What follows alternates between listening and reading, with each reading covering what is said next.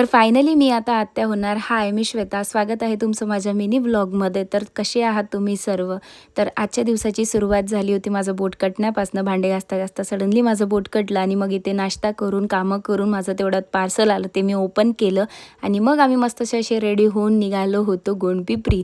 कारण गोंडपिपरीला होतं माझ्या वहिनीचा 7व्या महिन्याचा कार्यक्रम. तर आम्ही तिथे पोचताच काशूच्या मस्त्या सुरू झाल्या होत्या गाडीतच आणि तिथे पोचल्यावर त्यात अजून भर पडली. कारण तिथे तिला मिळाला होता तिचा मस्तीखोर एक पार्टनर.